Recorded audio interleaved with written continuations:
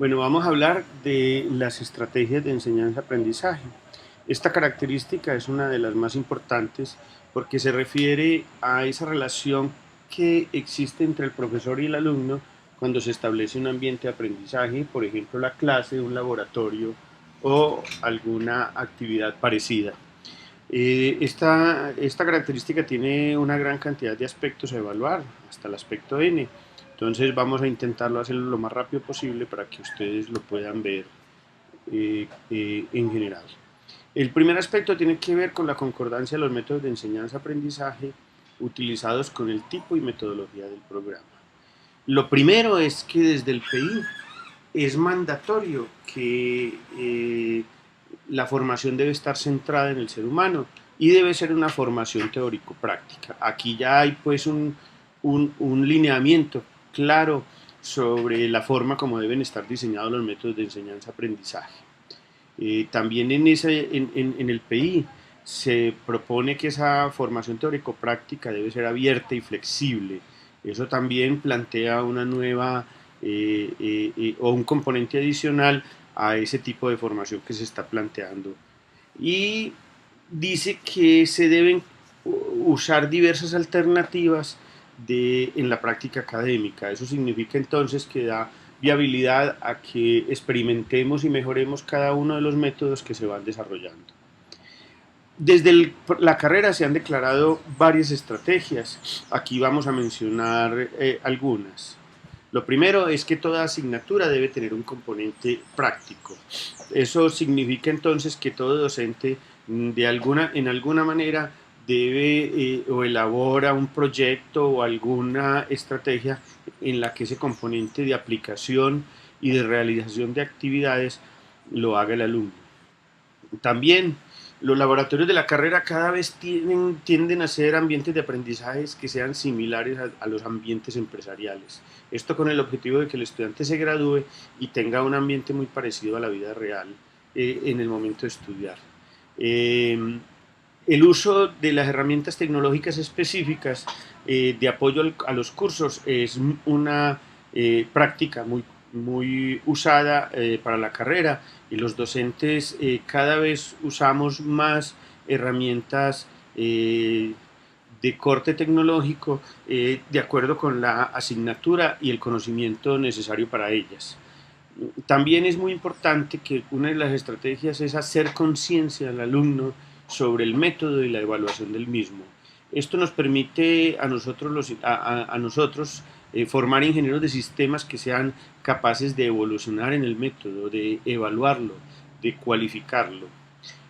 Otra alternativa que también es importante para la carrera es la de aprender a aprender. Nuestra carrera evoluciona constantemente y esa evolución hace que nuestros estudiantes estén sometidos a un ritmo continuo de surgimiento de nuevas tecnologías, y por lo tanto el aprender a aprender le permitirá estar en el mercado y mantenerse activo como ingeniero. La comprensión de las estructuras y modelos es parte vital de la profesión de un ingeniero de sistemas. El comprender cómo funcionan las cosas y ser capaz de ver estructuralmente los problemas y establecer modelos de los mismos es una competencia inherente a los ingenieros. También en términos generales está el trabajo en grupo, trabajo por proyectos, que son aspectos fundamentales para la carrera. Nuestra carrera, y lo vamos a mencionar a lo largo de toda esta presentación, está compuesta en 3 ciclos: el básico, el profesional y el flexible, los cuales están sustentados también desde lo metodológico. Las estrategias y métodos deben ser diferentes y definidas de acuerdo a estos ciclos. El básico es el fundamental, está compuesto por los 3 primeros semestres. El profesional es cuando ya los estudiantes reciben una formación a nivel de la ingeniería de sistemas. Y el flexible es cuando el estudiante es capaz de tomar decisiones para definir cuál es el área o áreas en el cual se va a desempeñar y que más le gusta. Frente a la correspondencia de los métodos de enseñanza y aprendizaje empleados para el desarrollo de los contenidos del plan de estudio con las competencias en el perfil, tales como actitudes, conocimientos, etc., este aspecto es muy parecido al anterior. Sin embargo, aquí queremos aclarar que nuestra concepción de currículo está muy orientada al perfil de la carrera, y en ese sentido lo que nosotros hemos estructurado es lo siguiente: dado el perfil, nosotros le preguntamos a cada una de las áreas cuál es la responsabilidad del área frente a ese perfil, cuáles son como los elementos que deben formarse para que el perfil se dé.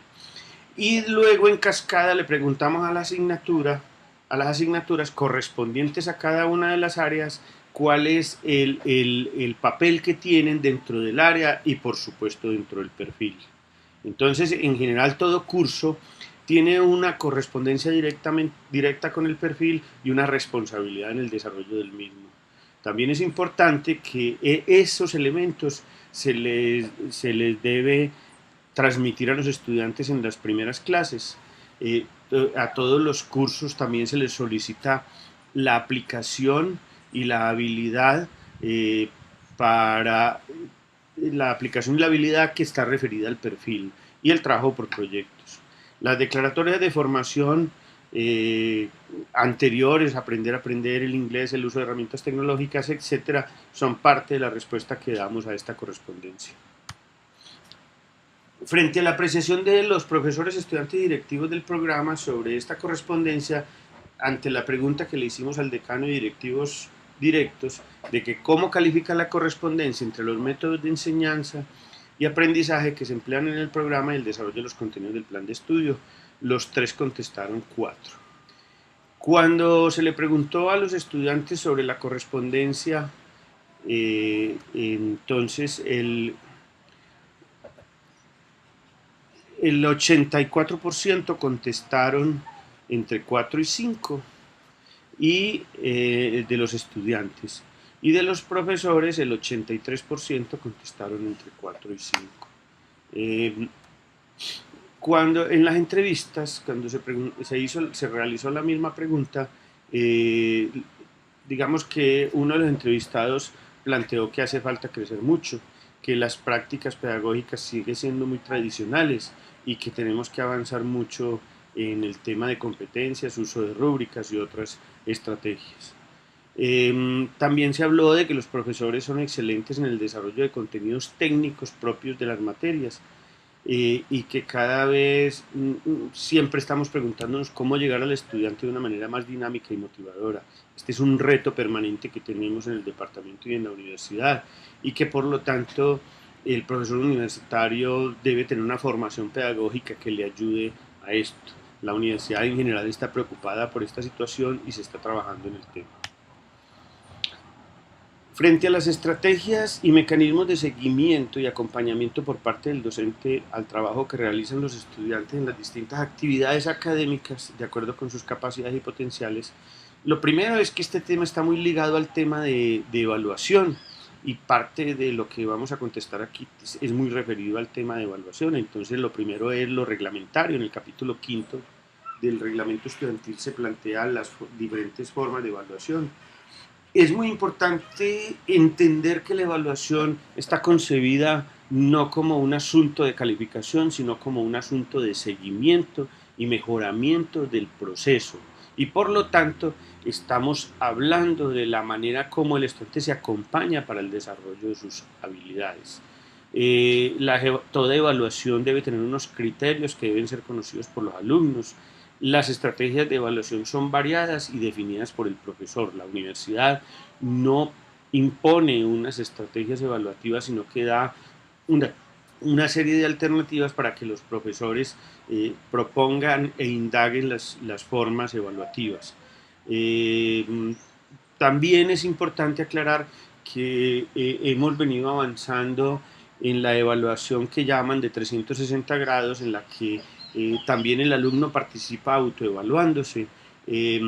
También el alumno evalúa a su profesor y el profesor evalúa al alumno, o sea, lo que hemos llamado la heteroevaluación, y la coevaluación, cuando los alumnos son evaluados por sus pares y compañeros. En este sentido tenemos muchas estrategias que se están aplicando y que algunas de ellas han sido aplicadas con éxito. Cada alumno desde que se matricula tiene un asesor asignado y ese asesor que se encarga de apoyar al alumno en los diferentes desarrollos y escogencias de materias, asignaturas. De nuevo mencionamos el tema del trabajo por proyectos y como una estrategia de acompañamiento en el proceso de formación y que tiene una documentación y un proceso formal con evaluaciones permanentes. Los espacios de Internet para el desarrollo de proyectos son cada vez más usados. El uso de sitios web para presentar trabajos y para presentar proyectos con procesos de refuerzo, acompañamiento y desarrollo de actividades. El manejador de versiones, que también es muy útil para el desarrollo de procesos de software. Y también los profesores pues asignan parte de su horario a la atención de los alumnos. Algunas experiencias individuales en términos de evaluación y seguimiento, que algunas de ellas se pueden dar en combinación. Evaluaciones con la disponibilidad abierta de materiales y recursos. Evaluación en un espacio de tiempo amplio, por ejemplo 1 o 2 días. Evaluaciones con el uso de Internet. Evaluaciones con el uso de computadores. Exposiciones evaluadas por alumnos y profesores. Valor agregado en las prácticas como acción correctiva, en el sentido en que un estudiante comete un error en el desarrollo de una práctica y ese error podrá ser corregido con un valor agregado definido entre el profesor y el alumno. Frente al tema de la incorporación de los adelantos y transformaciones que se han dado en las ciencias, las técnicas y las tecnologías implicadas de acuerdo con el tipo de programa. Es muy importante aclarar que la carrera de Ingeniería de Sistemas, por su razón de ser y por su forma de plantearse, es una carrera que necesita que este ítem sea continuamente reforzado, evaluado y mirado, porque la carrera en sí misma se transforma de una manera muy rápida y muy continua. Entonces, algunos asuntos importantes. Desde la misión, es muy importante que se entienda que cuando se habla de que la formación de personas es entendida como en un sentido de transmisión de saberes científicos que la humanidad ha construido y la generación de nuevos conocimientos. Aquí se está planteando entonces que es muy importante que nosotros siempre estemos pendientes de los nuevos conocimientos y que los incorporemos en los procesos de formación. Eso significa entonces que desde el PI es un lineamiento claro para todas las carreras. Ya lo decía entonces, por la naturaleza de la ingeniería de sistemas, nosotros tenemos casi que una obligación permanente con la actualización. El uso de una de las justificaciones de la importancia de aprender a aprender precisamente es esa evolución permanente de la carrera y la que nosotros incorporamos como estrategia de trabajo. También es una tarea asignada al comité de carrera el velar por esa incorporación de esos adelantos y el tratar de hacerlos. Creemos nosotros que esto es un proceso continuo que hace que nuestra carrera evolucione permanentemente. También frente al tema de estrategias pedagógicas, didácticas, comunicativas, acordes con la metodología y las posibilidades tecnológicas. En primer lugar, pues mencionamos las que comúnmente se dan en la universidad, clase magistral, ejercicios prácticos. Bueno, no voy a seguir leyendo la lista, pero esa es como la lista de lo más común que hay en el ejercicio pues, de la profesión o de la carrera aquí en la universidad.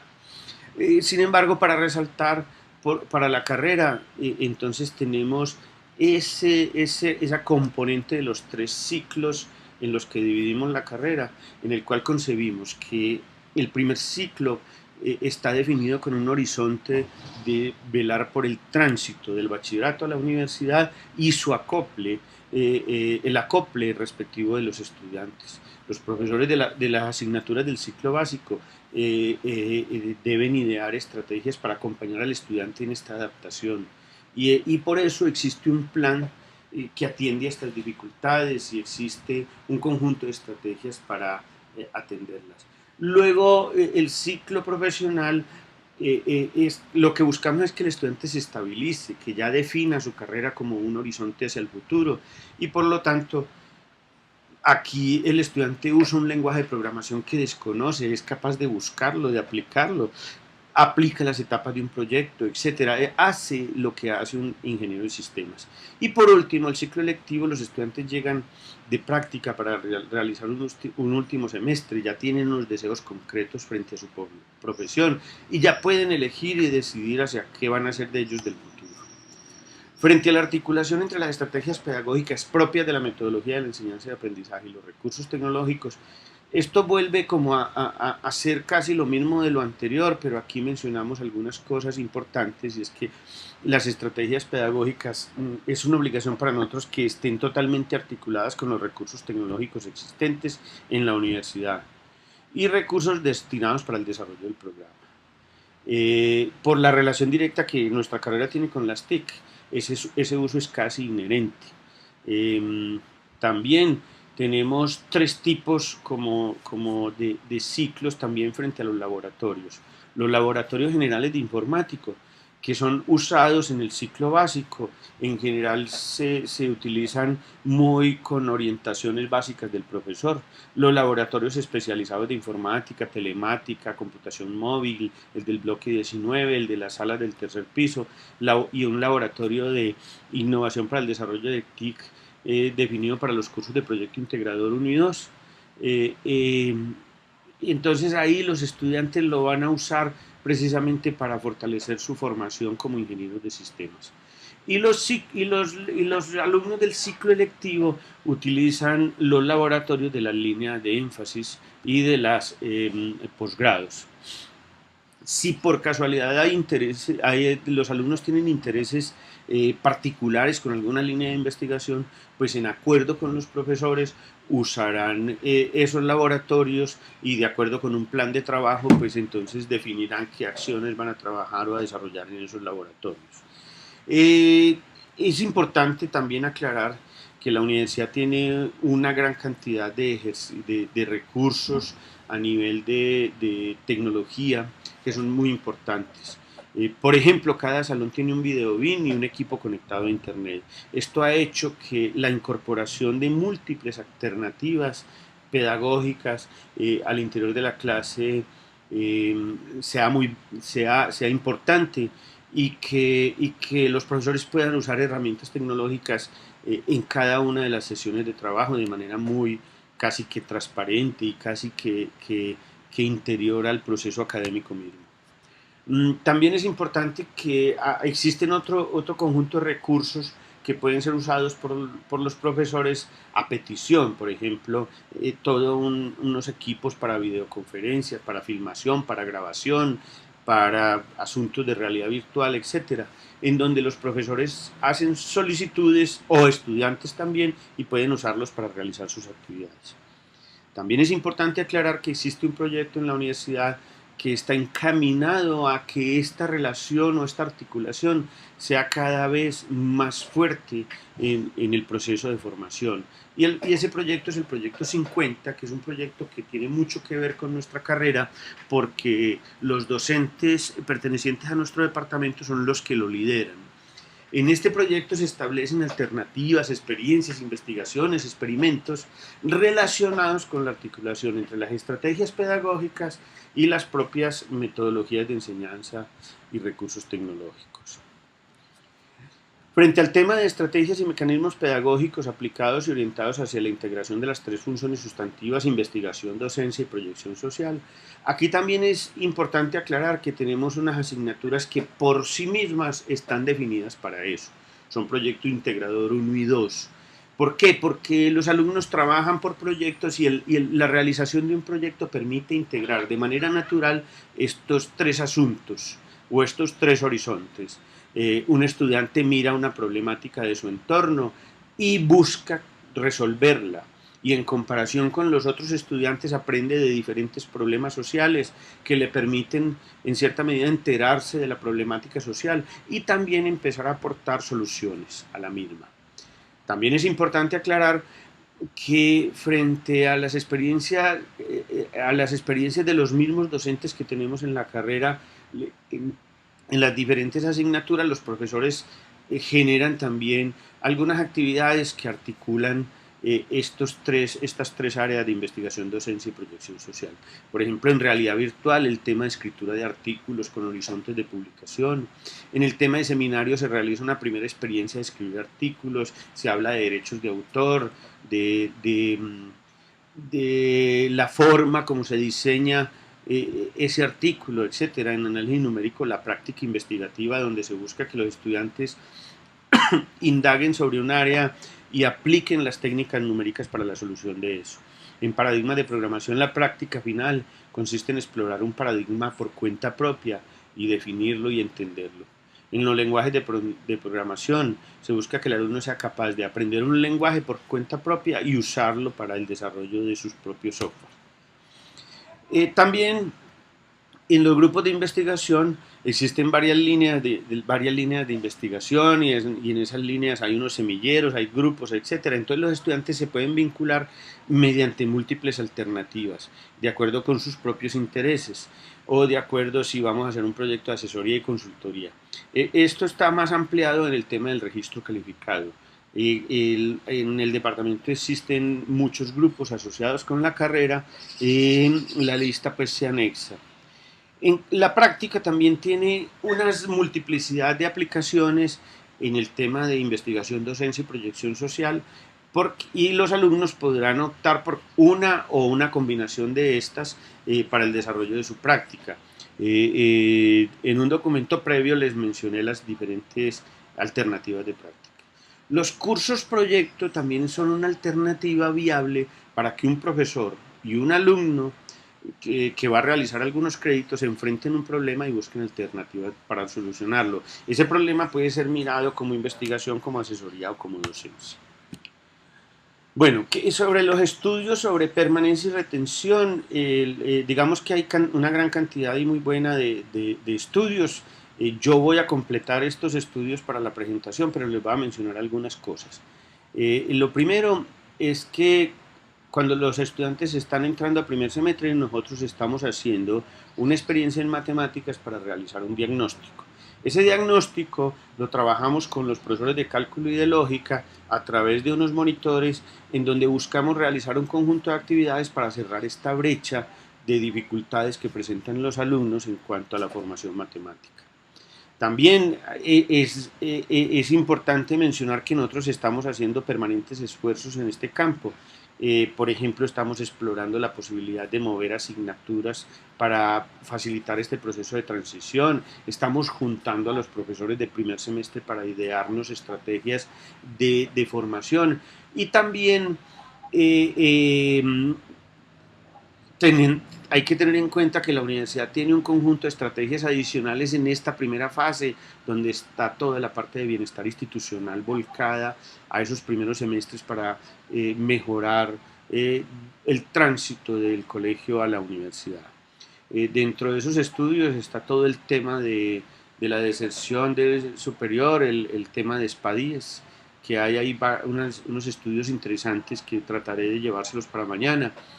Y el asunto de la definición del ciclo básico, en donde lo que pretendemos nosotros también es, al definir ese ciclo básico, reforzar actividades para el tema de la pertenencia y la retención de estudiantes. Y hemos definido un plan de acción para estudiantes de los primeros semestres, que se anexa a un documento. ¿Y de qué hemos hecho hasta aquí? Hemos definido 7 características y otras 3 nuevas. Dentro de las 7 decimos, los estudiantes de primer semestre pasan de haber sido unos reyes en bachillerato y ahora son los bebés de la universidad. Con esto ideamos un conjunto de características que les dimos sugerencia a los profesores para el tratamiento de las mismas. Los profesores de la universidad, en la característica 2, que los profesores de la universidad por lo general son diferentes a los profesores de los colegios en cuanto a estilos, formas de decir las cosas.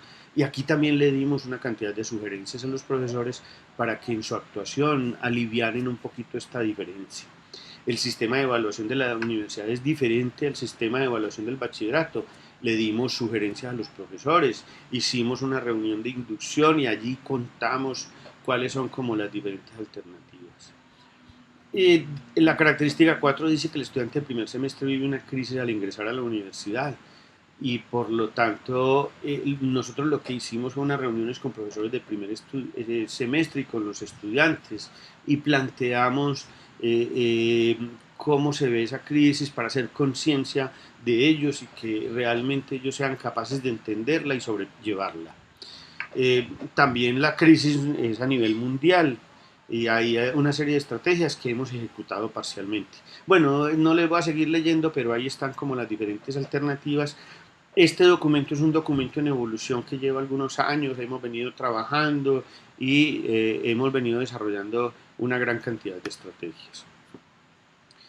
Frente al rendimiento académico de los estudiantes de pregrado, de la Universidad de AFID, digamos que hay un estudio cualitativo elaborado por Janel Lerner, donde se hicieron, este estudio es un estudio muy interesante y que aporta mucho al entendimiento del por qué los estudiantes tienen dificultades en el desarrollo de sus pregrados y todo. Y también tiene unas conclusiones muy importantes. Al final en este estudio hay una buena bibliografía sobre el tema. En cuanto a la correlación entre la duración prevista para el programa de acuerdo con su metodología y lo que realmente dura, aquí vemos que nuestro programa, según estas estadísticas, dura 13.1 semestres en promedio. Comparado con 9 que están en el papel, estamos diciendo que dura 4 semestres más.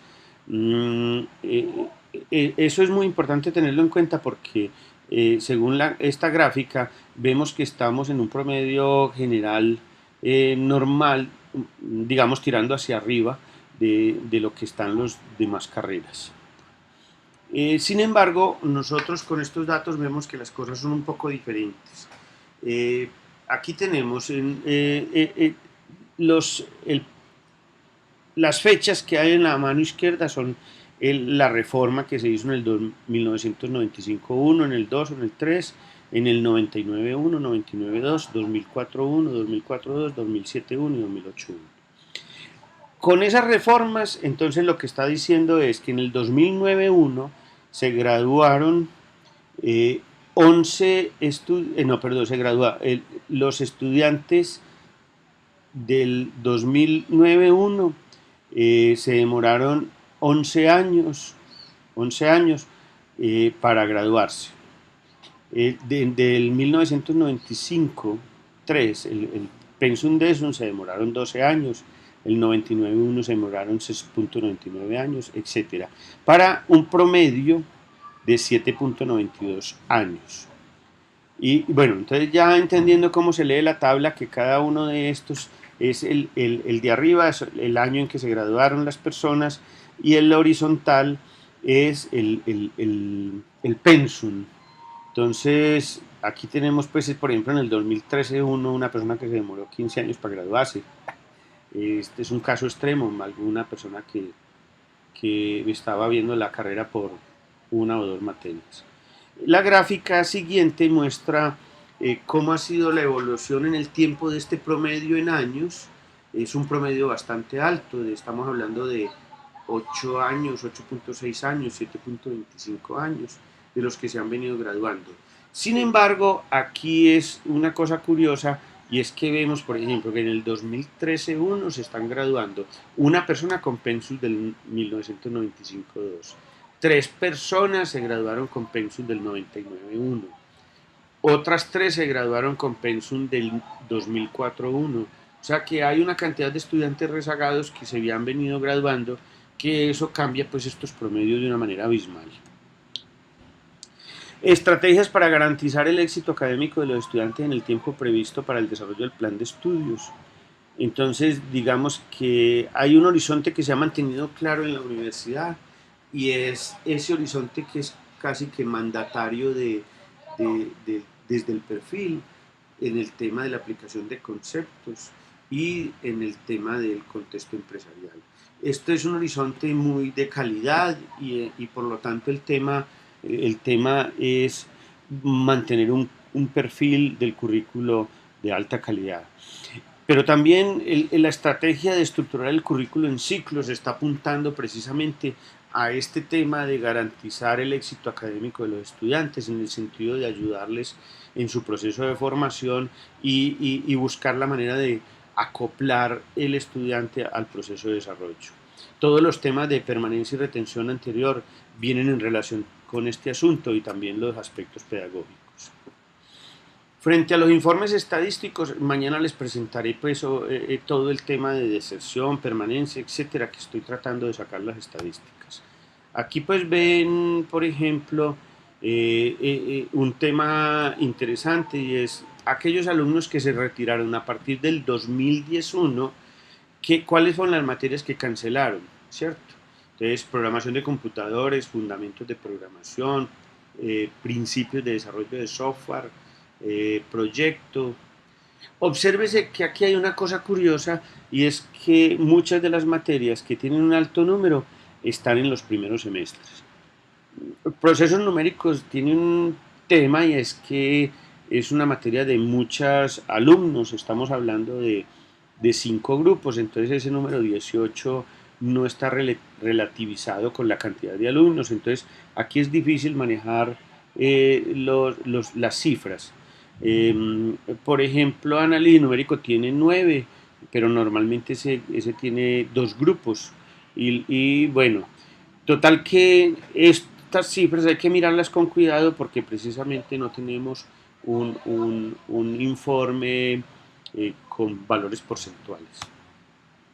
Frente a la apreciación de profesores y estudiantes sobre la correspondencia entre las condiciones de exigencia académica y la permanencia y graduación del programa, contestaron lo siguiente.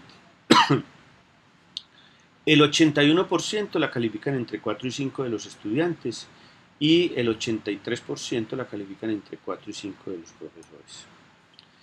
Si hay mecanismos de seguimiento y acompañamiento especial a estudiantes y adecuaciones locativas para facilitar el óptimo desempeño de los estudiantes admitidos en condición de vulnerabilidad y discapacidad. Primero, lo que tenemos frente a este tema es que todos los alumnos de la universidad tienen un profesor asesor. Ese profesor asesor lo apoya y le ayuda en su elección y camino por el currículo, si el estudiante lo pide.